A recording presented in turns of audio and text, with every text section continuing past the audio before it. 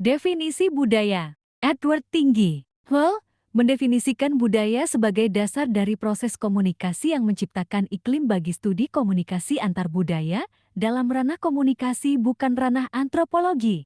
Pengertian komunikasi lintas budaya. Komunikasi bisnis lintas budaya merupakan komunikasi bisnis yang terjadi antara konsumen dengan pemasar produk. Baik pemasar maupun konsumen mempunyai perbedaan kebudayaan. Pada hubungan kedua pihak ini paling tidak ada salah satu aspek dasar dari budaya yang berbeda, misalnya bahasa, agama, dan lain-lain. Komunikasi yang terjadi dapat berupa verbal maupun nonverbal. Komunikasi ini dilakukan dengan memperhatikan faktor budaya di suatu daerah, wilayah, atau negara. Lintas budaya yang terjadi tidak hanya antar negara semata-mata budaya asing, melainkan antar wilayah atau daerah dalam suatu negara. Pentingnya komunikasi bisnis lintas budaya. Komunikasi bisnis lintas budaya sangat penting untuk keberhasilan pemasaran produk. Menghormati nilai-nilai pelanggan dan hak budaya adalah kunci untuk mencapai komunikasi bisnis lintas budaya. Bahasa yang diakui secara internasional bukan satu-satunya hal yang dibutuhkan untuk komunikasi bisnis lintas budaya. Pengetahuan yang lebih baik tentang budaya lainnya juga penting. Tingkatan budaya formal. Budaya pada tingkatan formal merupakan sebuah tradisi atau kebiasaan yang dilakukan oleh suatu masyarakat yang turun-temurun dari satu generasi ke generasi berikutnya dan hal itu bersifat formal atau resmi. Informal. Tingkatan berikutnya adalah informal. Pada tingkatan ini, budaya lebih banyak diteruskan oleh suatu masyarakat dari generasi ke generasi berikutnya melalui apa yang didengar, dilihat, dipakai, digunakan, dan dilakukan, tanpa diketahui alasannya mengapa hal itu dilakukan. Teknis. Tingkatan berikutnya adalah teknis teknikal. Pada tingkatan ini, bukti-bukti dan aturan-aturan merupakan hal yang terpenting. Terdapat suatu penjelasan yang logis mengapa sesuatu harus dilakukan dan yang lain tidak boleh dilakukan. Bentuk komunikasi bisnis lintas budaya. Komunikasi antar kelompok agama yang berbeda. Dikatakan sebagai bentuk komunikasi lintas budaya karena setiap agama memiliki budayanya masing-masing saat menjalankan ibadah. Perbedaannya antara lain waktu ibadah, cara beribadah, bahasa yang digunakan, serta pakaian untuk ibadah. Komunikasi antara subkultur dan kultur yang berbeda. Bentuk komunikasi lintas budaya lainnya juga terjadi antara subkultur dan kultur yang berbeda. Kultur adalah kebudayaan, sementara subkultur merupakan bagian dari kebudayaan. Komunikasi antara subkultur dan kultur yang dominan. Komunikasi ini terjadi ketika salah satu subkultur dengan kultur yang dominan mendominasi subkultur lainnya. Komunikasi antara jenis kelamin yang berbeda. Bentuk komunikasi lintas budaya ini terjadi di antara pria dan wanita dengan bentuk kebudayaan berbeda. Mulai dari pemikiran, kegiatan sehari-hari, pekerjaan, hingga cara berbicara. Komponen budaya. Budaya material. Materi budaya mengacu ke seluruh ciptaan masyarakat yang konkret dan juga nyata. Yang termasuk dalam kebudayaan material adalah temuan penggalian arkeologi, perhiasan. Organisasi sosial. Organisasi sosial memiliki peran penting dalam hal memberikan konteks yang berhubungan dan bisa berkomunikasi di alam masyarakat. Sistem kepercayaan. Masyarakat bisa membangun serta mengembangkan sistem kepercayaan atas keyakinan akan sesuatu yang akan mempengaruhi sistem penilaian di masyarakat. Estetika. Berhubungan dengan cerita, seni, dongeng, drama, cerita, tari dan lainnya terus mengalami perkembangan di masyarakat. Bahasa. Bahasa merupakan alat pengantar ketika berkomunikasi. Bahasa di setiap wilayah, bagian serta negara punya perbedaan yang kompleks. Pada ilmu komunikasi, bahasa adalah komponen komunikasi yang sulit untuk dipahami. Fungsi komunikasi bisnis lintas budaya. Fungsi pribadi. Fungsi pribadi adalah fungsi-fungsi komunikasi yang ditunjukkan melalui perilaku komunikasi yang bersumber dari seorang individu. Fungsi sosial. Fungsi sosial adalah fungsi-fungsi komunikasi yang ditunjukkan melalui perubahan massa atau orang banyak bukan dari individu.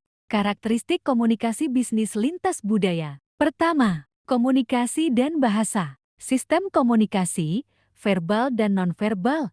Satu unsur yang membedakan satu kelompok dengan kelompok lainnya. Ada sekitar 15 bahasa utama atau lebih dan tiap-tiapnya terdapat dialek, logat, jargon, dan ragam lainnya. Kedua, pakaian dan penampilan. meliputi pakaian, perhiasan, dan dandanan. Pakaian ini akan menjadi ciri yang menandakan seseorang berasal dari daerah mana, atau ciri lukisan pada muka dan badan orang Papua atau orang Indian yang ada saat akan berperang menandakan keberanian. Ketiga, makanan dan kebiasaan makan. Ciri ini menyangkut hal dalam pemilihan, penyajian, dan cara makan. Dilarangnya seorang Muslim untuk mengkonsumsi daging babi, tidak berlaku bagi mereka orang Cina. Keempat, waktu dan kesadaran akan waktu. Hal ini menyangkut pandangan orang akan waktu. Sebagian orang tepat waktu dan sebagian lain berpandangan merelatifkan waktu. Ada orang yang tidak mempedulikan jam atau menit tapi hanya menanda waktunya dengan saat matahari terbit atau saat matahari terbenam saja. Kelima, penghargaan dan pengakuan suatu cara untuk mengamati suatu budaya adalah dengan memperhatikan cara dan metode memberikan pujian bagi perbuatan-perbuatan baik dan berani,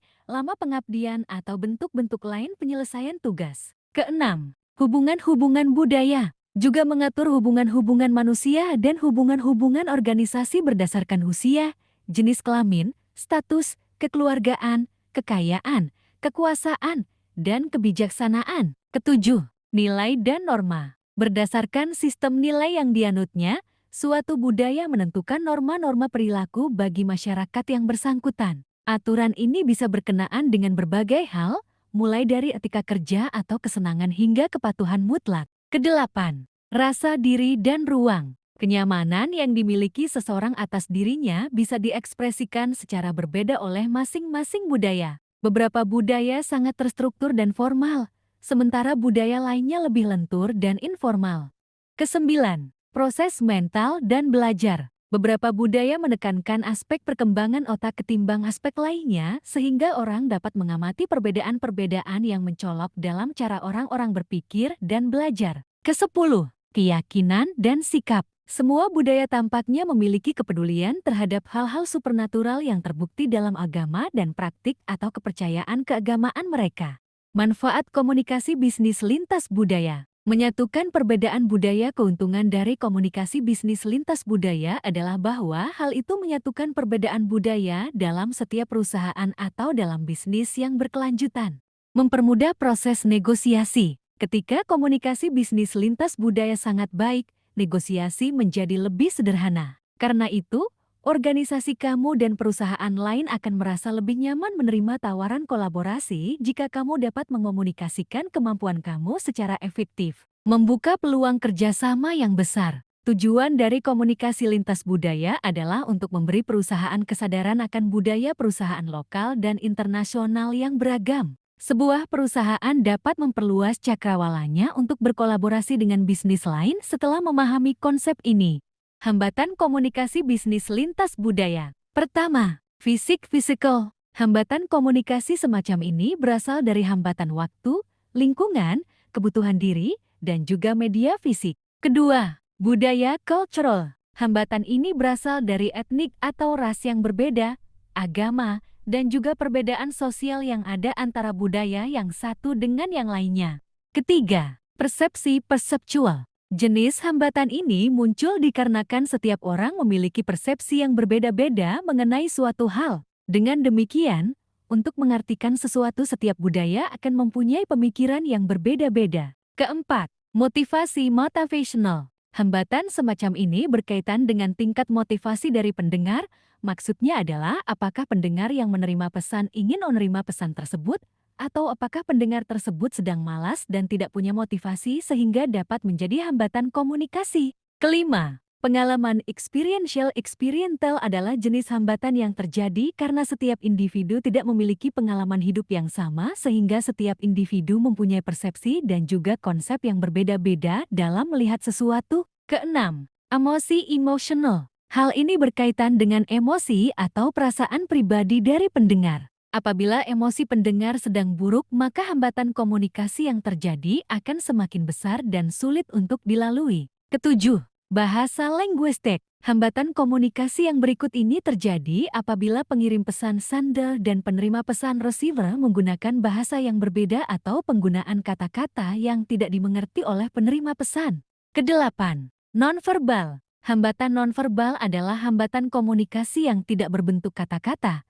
tetapi dapat menjadi hambatan komunikasi. Cara mengatasi hambatan-hambatan. Pertama, memperbaiki dan meningkatkan kompetensi lintas budaya. Cara mengatasi hambatan komunikasi lintas budaya yang pertama adalah dengan cara memperbaiki dan meningkatkan kompetensi lintas budaya. Kedua, menghindari asumsi dan penilaian. Cara mengatasi hambatan komunikasi lintas budaya selanjutnya adalah ketiga, TK. Selain menghindari berbagai asumsi dan penilaian terhadap budaya orang lain, cara lain untuk mengatasi hambatan komunikasi lintas budaya adalah dengan mengembangkan sikap peka terhadap perbedaan yang ada. Keempat, mengakui dan menghargai perbedaan. Hambatan komunikasi lintas budaya juga dapat diatasi salah satunya dengan mengakui dan menghargai perbedaan yang ada. Hal ini sangat penting karena pada dasarnya setiap manusia diciptakan secara berbeda-beda.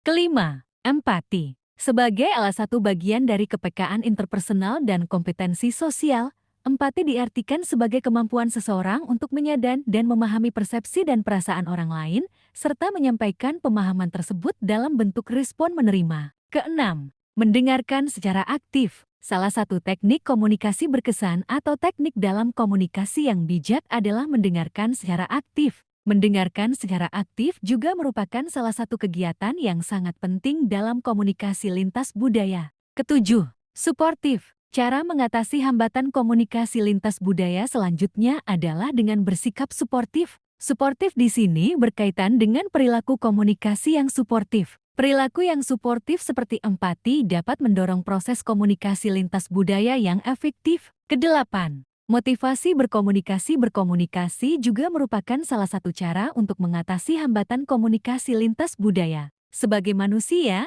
pada umumnya kita sangat termotivasi untuk berinteraksi dengan orang yang dekat secara fisik maupun emosional. Teori komunikasi lintas budaya. Pertama, Communication Accommodation Theory. Ada 3 asumsi dasar dalam Communication Accommodation Theory. Pertama, interaksi komunikasi yang terjadi bergantung pada konteks sejarah baik secara personal maupun kelompok. Littlejohn, Voss dan Oetzel, 2017.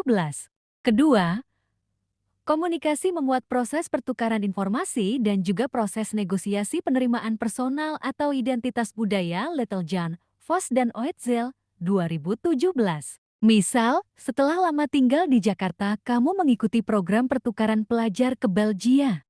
Ketiga, dalam melangsungkan proses convergence dan divergence untuk mencapai tujuan, contohnya, mendapatkan informasi dan penerimaan identitas, biasanya seseorang menggunakan berbagai bentuk komunikasi. Littlejohn, Voss dan Oetzel, 2017.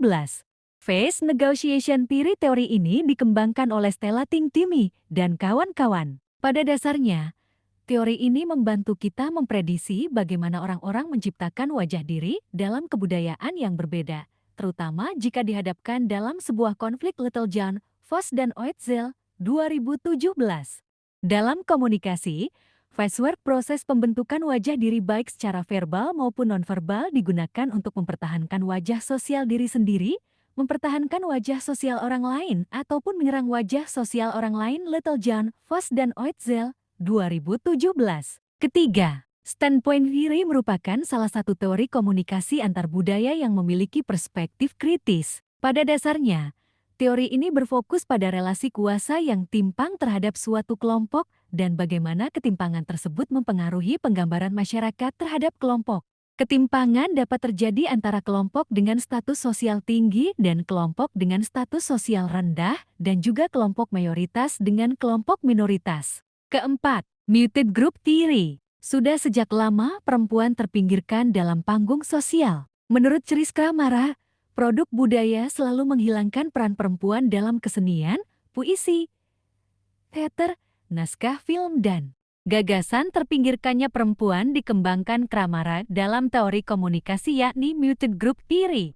Muted Group Theory merupakan salah satu teori komunikasi antar budaya yang memiliki perspektif feminis yang mengatakan bahwa bahasa sebagai saran berkomunikasi merupakan konstruksi kelompok laki-laki. Griffin, 2003. Secara lebih jauh, Kramara berpendapat bahwa perempuan seringkali dikesampingkan dan pendapatnya tidak dianggap. Griffin, 2003.